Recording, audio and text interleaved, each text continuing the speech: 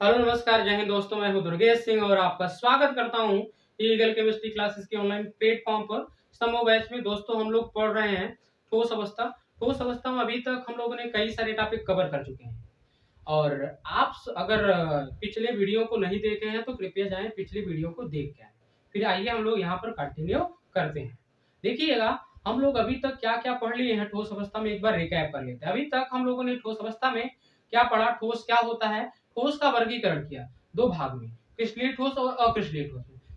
फिर से हम लोगों ने क्रिस्टलीय ठोस को चार भाग में वर्गीकृत किया। नाम क्या था? आयनिक ठोस, धात्विक ठोस, आणविक ठोस, सहसंयोजक ठोस। सहसंयोजक ठोस को हम लोग नेटवर्क सॉलिड भी कहते हैं, नेटवर्क ठोस भी कहते हैं। और पिछली वीडियो में हम लोगों ने दो सॉलिड को कंप्लीट कर लिया था, आयनिक ठोस और धात्विक ठोस को अभी तक पढ़ चुके हैं। आज हम लोगों को पढ़ना है आणविक ठोस, उसके बाद सहसंयोजक ठोस। लेकिन उससे पहले मैं आपको बताऊं तो आप अगर पढ़ रहे हो या कोई भी काम कर रहे हो तो आप में एक जोश, एक जुनून होना चाहिए उस काम को करने के लिए। अगर आप पढ़ रहे हो तो आप एक जोश और जुनून के साथ पढ़िए, बुड्ढों की तरह नहीं एकदम से लुष्ट हुई। तो आप में एक जोश और जुनून होना चाहिए। और आपकी एज ही क्या है? आपकी एज मानी जाती है आंधी और तूफान वाली एज। जहां पर रहो आंधी और तूफान मचाए रहो, आंधी और तूफान की तरह मेहनत करो, पढ़ो तो आंधी और तूफान की तरह पढ़ो, कुछ करो तो आंधी और तूफान की तरह करो, मतलब बिल्कुल तबाही मचा दो। समझ गया ना? चलिए आइए हम लोग जोश और जुनून के साथ स्टार्ट करते हैं लेक्चर नंबर 3। लेक्चर नंबर 3 तो ठोस अवस्था का ये लेक्चर नंबर 3 है। हम लोग पढ़ने वाले हैं आणविक ठोस। आणविक ठोस को क्या बोलते हैं अंग्रेजी में? मॉलिक्यूलर सॉलिड बोलते हैं। जिस तरीके से मैंने आपको बताया था धात्विक ठोस के बारे में और आयनिक ठोस के बारे में कि धात्विक ठोस का जो अवयवी कण होता है वो धातु, आयन और फ्री इलेक्ट्रॉन होता है, उसी तरीके से आयनिक ठोस के जो अवयवी कण होते हैं वो धनायन और ऋणायन होते हैं, उनके मध्य बल कार्य करते हैं। इसी तरीके से आणविक ठोस जो होगा उसमें भी क्या होगा, उसका भी कोई ना कोई अवयवी कण होगा और वहां पर भी कोई ना कोई बल पाया जाएगा। तो आइए देखते हैं कौन से अवयवी कण होते हैं आणविक ठोस के। तो आणविक ठोस के जो अवयवी कण हैं, अवयवी कण जो हैं वो हैं अणु। वो क्या है? अणु। अणु को क्या बोलते हैं इंग्लिश में? बोलिए जल्दी से। अणु को बोलते हैं मॉलिक्यूल। क्या बोलते हैं? मॉलिक्यूल। अच्छा, अब इसके बाद देखिएगा यहां पर मैं दो मॉलिक्यूल लेता हूं, ए बी एक मॉलिक्यूल है, यही मैं दूसरा मॉलिक्यूल ले रहा हूं ए बी। यहां पर क्या होगा? यहां पर क्या होगा? एक बल पाया जाएगा इनके मध्य, इस तरीके से। ठीक है, तो ये जो बल होता है इस बल को बोलते हैं वान डर वाल बल। क्या बोलते हैं इसे? हिंदी में बोलते हैं वान डर वाल बल। अब ये बल जो होता है काफी कमजोर होता है। अच्छा, कमजोर जब बल होगा तो इसे तोड़ना आसान होगा कि नहीं? बताएं। अगर इसे तोड़ना आसान है, इनको अलग करना आसान है, इसका मतलब इनका गलनांक भी क्या होगा? कम होगा। इसका मतलब आणविक ठोस जो भी होंगे इनका गलनांक क्या होता है? कम होता है। बात समझ में आएगी नहीं? चलिए आप समझिए। आपको मैं बताया हूं कि धात्विक ठोस और आयनिक ठोस ये दोनों ही कभी ना कभी विद्युत के सुचालक होते हैं। लेकिन अगर आणविक ठोस की बात करें ये विद्युत के सुचालक नहीं होता, चाहे ठोस अवस्था में हो चाहे द्रव अवस्था में हो। क्यों? क्योंकि किसी भी पदार्थ में अगर विद्युत का सुचालक होना है या कोई पदार्थ अगर विद्युत का सुचालक है उसके लिए दो ही चीजें रिस्पॉन्सिबल होती हैं, एक तो फ्री इलेक्ट्रॉन, दूसरा फ्री आयन। या मुक्त इलेक्ट्रॉन हो या मुक्त आयन हो। इसमें तो मुक्त इलेक्ट्रॉन भी नहीं है, न ही मुक्त आयन है, इसमें तो अणु है। इसका मतलब ये विद्युत का सुचालक नहीं होगा, बल्कि कुचालक होगा। चाहे आप ठोस अवस्था में बात करें चाहे आप द्रव अवस्था में बात करें। बात समझ में आया? चलिए तो मैं कैरेक्टरिस्टिक्स की बात कर लेता हूं पहले, तो लक्षण की बात कर लेता हूं। आणविक ठोस के लक्षण, हेडिंग डालिएगा आणविक ठोस के लक्षण। चलिए, characteristics of molecular solid, characteristics of molecular solid. तो देखना है कैरेक्टरिस्टिक्स। चलिए पहला पॉइंट क्या है? इनके अवयवी कण बताएं। पहले पॉइंट में अवयवी कण की बात करता हूं। तो अवयवी कण क्या होते हैं? अवयवी कण क्या होते हैं? अणु होते हैं। दूसरा पॉइंट, किस प्रकार का बल कार्य करता है? यहां पर वान डर वाल बल कार्य करता है, वान डर वाल बल कार्य करता है। तीसरा पॉइंट इनका गलनांक क्या होता है? गलनांक कम होता है। क्यों? समझ गया ना? क्योंकि यहाँ पर कैसा बल पाया जाता है? वान डर वाल बल पाया जाता है, जो कि एक ऐसा फोर्स है, ऐसा फोर्स है, वीक फोर्स है। समझ में आया? चलिए चौथा पॉइंट क्या है? ये विद्युत के क्या होते हैं? कुचालक होते हैं। विद्युत के कुचालक होते हैं, चाहे या ठोस अवस्था में बात करें चाहे मैं द्रव अवस्था में बात करता हूँ। बात समझ में आया? चलिए अब मैं बात करूं, ये जो अणु होते हैं ये दो प्रकार के होते हैं। ये अणु कितने प्रकार के होते हैं? दो। एक ध्रुवीय अणु, दूसरा अध्रुवीय अणु। ध्रुवीय अणु और अध्रुवीय अणु। अध्रुवीय अणु समझ में आया? तो ध्रुवीय अणु जब बात करें तो जब दो ध्रुवीय अणु होंगे इस तरीके से, जैसे मैं मान लेता हूं एक AB मॉलिक्यूल है, दूसरा AB मॉलिक्यूल है। अब इनकी इलेक्ट्रोनेगेटिविटी में B ज्यादा इलेक्ट्रोनेगेटिव है तो इस पर नेगेटिव आएगा, इस पर पॉजिटिव, ऐसे इस पर नेगेटिव आएगा, इस पर पॉजिटिव आएगा। अब क्या होगा, अब एक दूसरे से ये अट्रैक्ट होंगे। यहाँ पर जो अट्रैक्शन फोर्स लगेगा उस अट्रैक्शन फोर्स का नाम क्या होगा? इसका नाम होगा आपका पोलर पोलर इंट्रैक्शन या द्विध्रुव द्विध्रुव द्विध्रुव द्विध्रुव बल होगा। इसका नाम क्या होगा? द्विध्रुव द्विध्रुव बल होगा। अगर मान लीजिए यहाँ पर मैंने क्या लिया था? पोलर मॉलिक्यूल लिया था। यहाँ पर मैंने पोलर मॉलिक्यूल लिया था। अब मैं नॉन पोलर मॉलिक्यूल लेने वाला हूँ। जैसे मैं ले लेता हूँ A2 मॉलिक्यूल। क्या? A2 molecule. यहाँ पर A है, दूसरा A2 मॉलिक्यूल। अब यहाँ पर कोई इलेक्ट्रोनेगेटिविटी का अंतर है नहीं भाई, सेम है तो कैसे इलेक्ट्रोनेगेटिविटी का डिफरेंस? बिल्कुल सेम है। तो यहाँ पर चार्ज इनके ऊपर आएगा? नहीं आएगा। फिर भी इनके मध्य क्या करेगा? बल कार्य करेगा। फिर भी इनके मध्य बल कार्य करेगा, फोर्स एक्ट करेगा। तो ये फोर्स जो होता है इनके मध्य जो कार्य करता है वो होता है लंदन फोर्स। वो क्या, इसका नाम क्या होता है? लंदन फोर्स, लंदन बल। और यहाँ पर जो बल क्या किया वो क्या था? द्विध्रुव द्विध्रुव बल। और ये बल दोनों ही बल क्या होते हैं? वान डेर वाल बल होते हैं। लेकिन ये काफी मजबूत होता है इसकी तुलना में और ये कमजोर होता है। अगर मैं दोनों की गलनांक की बात करूंगा, अच्छा छोड़ो, अब मैं क्या करता हूँ, देखिए दो प्रकार के आपके अणु है, एक ध्रुवीय अणु एक अध्रुवीय अणु। इसके आधार पर आपको मैं बताऊं तो सॉलिड को दो भागों में बांटा गया है। कौन से सॉलिड को? आणविक ठोस को। आणविक ठोस को हम लोग फर्दर दो भाग में क्लासिफाई करने वाले हैं। तो आप लिखिएगा आणविक ठोस का वर्गीकरण। आणविक ठोस का वर्गीकरण, वर्गीकरण तो बताएं किसमें किसमें करोगे आप? जल्दी बताएं। पहला ध्रुवीय ध्रुवीय ध्रुवीय आणविक ठोस, आणविक ठोस। इसे इंग्लिश में क्या बोलेंगे? Polar molecular solid. अंग्रेजी में लिख देता हूं, पोलर मॉलिक्यूलर सॉलिड। और इसकी अगर मैं बात करूं, इसे बोलेंगे अध्रुवीय अध्रुवीय आणविक ठोस। और इसे इंग्लिश में क्या बोलेंगे? Non polar molecular solid, non polar molecular solid. बात समझ में आया? अब समझिएगा, इन दोनों में अगर बात करें तो ये दोनों ही विद्युत के कुचालक होंगे। इनके कांस्टेंट पार्टिकल क्या होंगे? इसका कांस्टेंट पार्टिकल मतलब अवयवी कण, तो पोलर मॉलिक्यूल होगा, ध्रुवीय अणु होगा, और इसका कांस्टेंट पार्टिकल मतलब अवयवी कण क्या होगा? अध्रुवीय अणु होगा। बात समझ में आया? इनका गलनांक कम, इसका गलनांक ज्यादा होगा, इसका गलनांक कम होगा। एग्जाम्पल की बात कर लेते हैं फाइनली। एग्जाम्पल की बात करें, जैसे आपका HCl हुआ, जैसे आपका HCl हुआ। इसमें एग्जाम्पल की बात करें, जैसे आपका CO2 हुआ, CO2 सॉलिड हुआ, I2 सॉलिड हुआ। ये दोनों ही क्या होते हैं? अध्रुवीय आणविक ठोस होते हैं। जैसे HCl H2O, ये दोनों क्या होते हैं? आपके ध्रुवीय आणविक ठोस होते हैं। बहुत सारे होते हैं, मैं एग्जाम्पल कराऊंगा जब क्वेश्चन कराने लगूंगा। समझ में आया ना? ये आपका था आणविक ठोस। अब आणविक ठोस के बाद हम लोग पढ़ने वाले हैं सहसंयोजक ठोस। देखिए सहसंयोजक अगला ठोस है आपका सहसंयोजक ठोस, ये चौथा है। सहसंयोजक ठोस की बात करें तो इसे इंग्लिश में क्या बोलते हैं? Covalent solid. और इसका एक नाम और है नेटवर्क सॉलिड। अब ये क्यों नेटवर्क सॉलिड कहलाता है, मैं इसकी बात करूंगा अभी। समझ में आया? तो सबसे पहले बात उठती है कि इसका अवयवी कण क्या होगा। तो पहला ही पॉइंट क्या है? इसके अवयवी कण क्या है? अवयवी कण क्या है भाई? तो अवयवी कण मैं आपको बताऊं, इसके अवयवी कण होते हैं अधात्विक परमाणु, परमाणु ठीक। और दो अधात्विक परमाणु, जैसे A और B दो अधात्विक परमाणु हैं। अधात्विक परमाणु या A और A दो अधात्विक परमाणु हैं। अब इनके मध्य क्या होगा? एक बल कार्य करेगा भाई। जिस तरीके से वहां पर पीछे कार्य करता था यहाँ पर भी कार्य करेगा। यहाँ पर जो बल होता है उसे बोलते हैं कोवैलेंट बॉन्ड।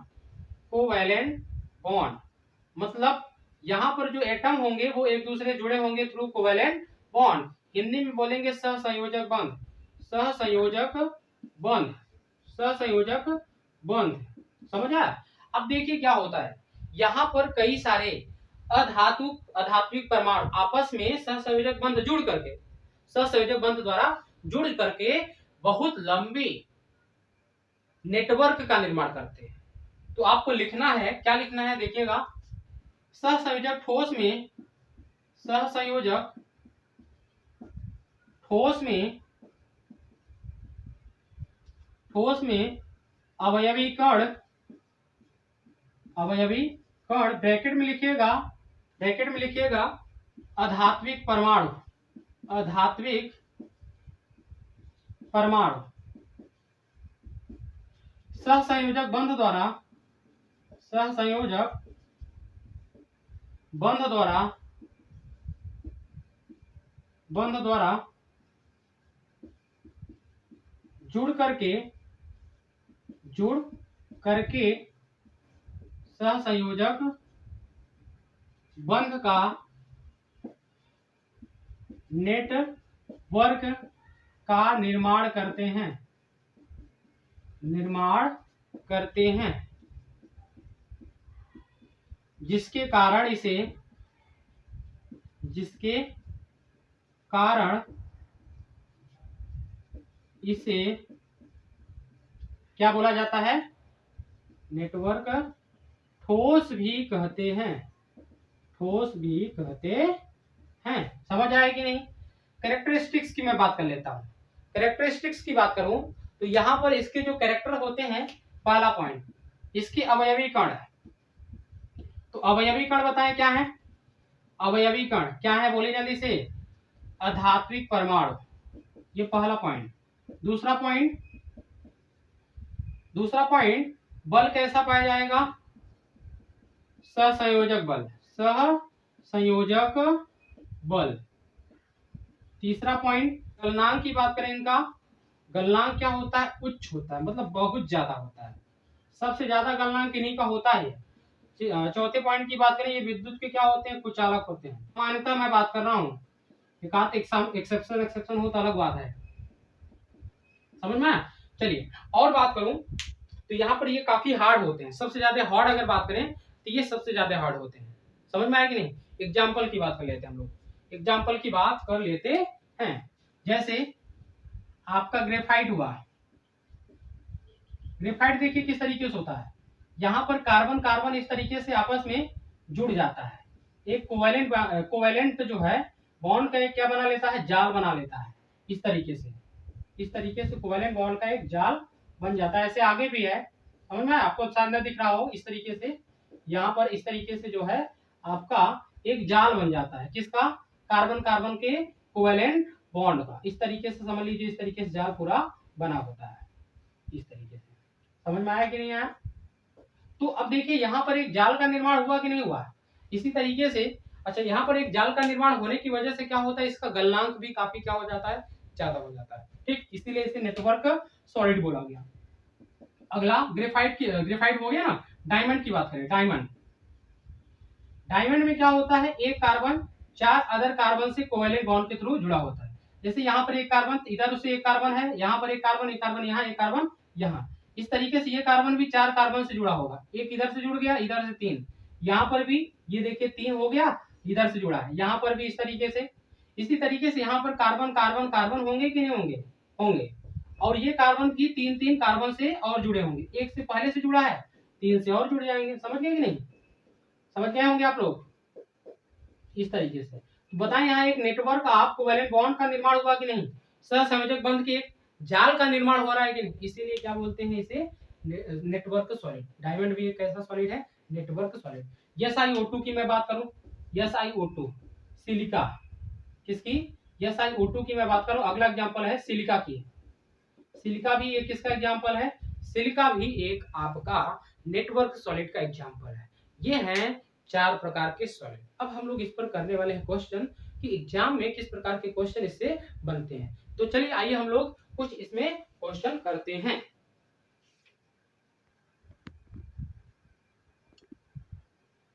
आइए देखते हैं हम लोग पहला क्वेश्चन।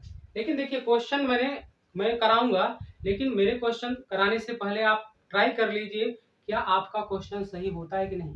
तो आप वीडियो को पॉज करिए, उसके बाद क्वेश्चन को सॉल्व करिए। कर लिए हैं? मैं उम्मीद करता हूं कि आप लोग कर लिए होंगे बिल्कुल ईमानदारी के साथ। तो चलिए मैं आपको क्वेश्चन बताता हूं और मिलाइएगा कितने आपके सही होते हैं। चलिए क्या बोल रहा है, निम्नलिखित ठोस में कौन सा ठोस आयनिक ठोस होगा। मतलब आपको आयनिक ठोस के बारे में पूछ रहा है। तो आप इसकी बताएं अवयवी कण कौन होते हैं भाई, कौन होते हैं, आयन होते हैं। कौन होते हैं, आयन। तो आपको मतलब समझ जाना है कि जहां पर भी आयन दिखेगा वहां पर कौन सा ठोस होगा, आयनिक ठोस। तो बताएं NaCl में आयन दिखा कि नहीं, कौन है, Na प्लस और Na प्लस और Cl माइनस, ये दो आयन हैं। इसका मतलब यह एक आयनिक ठोस होगा। CO2 की बात करें, आयन तो बिल्कुल नहीं है, आयनिक ठोस नहीं होगा। तो फिर कौन सा होगा, मॉलिक्यूल है। तो मॉलिक्यूल है मतलब अणु है, तो ये आणविक ठोस होगा। और ये अध्रुवीय होता है। ऐसे देखिएगा, ये इस तरीके से इसका स्ट्रक्चर होता है, इस तरीके से इसका स्ट्रक्चर होता है। अब यहाँ पर कार्बन और ऑक्सीजन की बात करें, ऑक्सीजन ज्यादा इलेक्ट्रोनेगेटिव, इसके ऊपर डेल नेगेटिव, इसके ऊपर डेल नेगेटिव, इसके ऊपर डेल पॉजिटिव। लेकिन क्या होता है ना कि क्या होता है कि जब इधर भी उतना ही और इधर भी उतना ही बराबर और दोनों डायरेक्शन में अपोजिट है, तो इस पर जो नेट डाइपोल होता है मतलब द्विध्रुव होता है वो 0 होता है। तो ओवरऑल जो मॉलिक्यूल होता है, अणु होता है, वो कैसा हो जाता है, अध्रुवीय। तो ये अध्रुवीय अणु है, तो ये अध्रुवीय ठोस होगा। इसी तरीके से HCl की बात करें, यह एक ऐसा ठोस है सहसंयोजक, सॉरी यह भी एक जो है आपका, अच्छा HCl की बात करें, देखिए HCl में ये देखिए S पर क्या होता है, डेल पॉजिटिव होता है, Cl पर डेल नेगेटिव होता है। तो यहाँ पर ये क्या है, एक पोलर मॉलिक्यूल है और यह एक मॉलिक्यूल है और पोलर मॉलिक्यूल है। इसका मतलब क्या होगा, यहाँ पर भी यह कैसा मॉलिक्यूल है, पोलर मॉलिक्यूलर सॉलिड, मतलब ध्रुवीय आणविक ठोस। कैसा ठोस है, या ध्रुवीय आणविक ठोस। अगर NO2CO3 की बात करें, दिख गया, Na plus CO3 minus minus, Na plus और CO3 माइनस माइनस, इसका मतलब समझ में आ गया होगा, ये आयनिक ठोस। KMnO4 की बात करें तो K प्लस होता है, MnO4 माइनस होता है, इसका मतलब यह भी एक आयनिक ठोस है। Al2O3 की बात करें, Al के ऊपर 3 प्लस होता है और आपका O के ऊपर 2 माइनस, यह भी आयनिक सॉलिड है। K2SO4 की बात करें तो ये बताएं क्या होता है, K प्लस होता है, SO4 minus minus, SO4 minus minus होता है, Al के ऊपर क्या होता है, 3 प्लस होता है। तो बताएं यहाँ आयन प्रेजेंट है कि नहीं। अगर आयन प्रेजेंट है, इसका मतलब यह भी एक आयनिक सॉलिड होगा। जिंक सल्फाइड की बात करें, यह जिंक के ऊपर 2 प्लस होता है और यस के ऊपर 2 माइनस, यह भी एक ऐसा सॉलिड है, आयनिक सॉलिड। SO2 की बात करें, यह एक मॉलिक्यूल है और एक मॉलिक्यूल कैसा है, पोलर मॉलिक्यूल है। कैसे देखिएगा, सल्फर होता है, इधर ऑक्सीजन होते हैं, इधर ऑक्सीजन होते हैं, डबल बॉन्ड होता है इनके मध्य, कैसा, डबल बॉन्ड होता है। लेकिन इन पे होता है लोन पेयर, इन पे होता है लोन पेयर, जिसकी वजह से इनकी डायपोल मोमेंट 0 नहीं आता है। अगर डायपोल मोमेंट मतलब द्विध्रुव आघूर्ण किसी का 0 नहीं है तो वो आपका मॉलिक्यूल पोलर हो जाएगा। और यह कैसा मॉलिक्यूल है, पोलर। तो पोलर मॉलिक्यूल होने के कारण यह सॉलिड कैसा होगा, पोलर मॉलिक्यूलर सॉलिड, मतलब ध्रुवीय आणविक ठोस, ध्रुवीय आणविक ठोस होगा। CF2 की बात करें, इसमें बताएं आयन है, साफ साफ दिख रहा है, Ca++ है और F- है। तो दो प्रकार का आयन दिखे, आपको समझ जाना चाहिए यह एक ऐसा ठोस है, आयनिक ठोस। मतलब आयनिक ठोस ये भी है, ये भी है, ये भी है, ये भी है, ये भी है, ये नहीं, ये नहीं, ये भी है। तो आपको 1 2 3 4 5 6 एग्जांपल, मतलब 6 आपको एग्जांपल जैसे हैं, या 6 एग्जांपल या 6 ठोस ऐसे हैं जो आपके आयनिक ठोस हैं। तो बताइए कितने क्वेश्चन आपके सही हुए, आप बताइएगा। ठीक, चलिए अगला क्वेश्चन हम लोग करते हैं। अब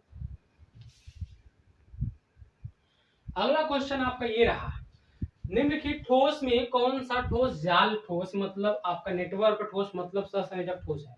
आपको समझ में आया। चलिए क्वेश्चन को करिए आप एक बार अपने से, फिर मैं आपको बताता हूँ। आप लोग कर चुके हैं, चलिए मैं बताता हूँ। आपको पहला एग्जांपल दिया है क्वार्ज।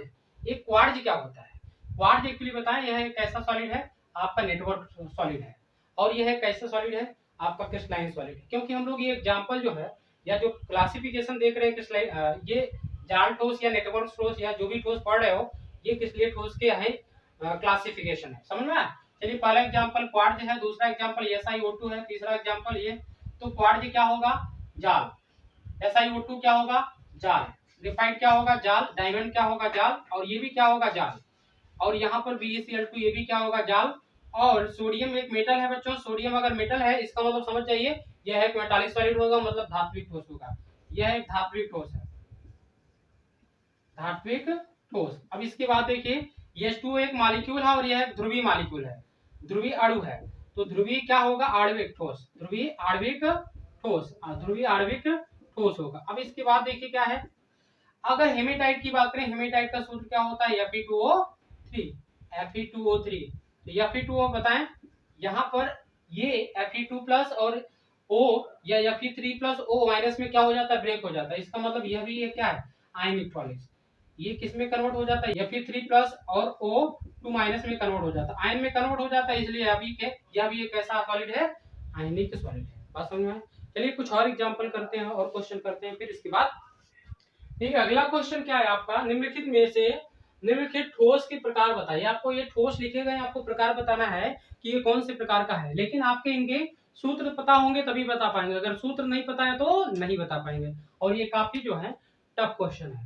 तो आप क्या करिएगा, गूगल करिएगा, चाहे जहां करिएगा, आप पहले फार्मूला निकालिएगा, फिर इसके बाद आपको ठोस के प्रकार बताना है कमेंट बॉक्स में, फिर उसके बाद मैं अगले वीडियो में आपको जरूर बताऊंगा। ठीक, धन्यवाद बच्चों, जय हिंद।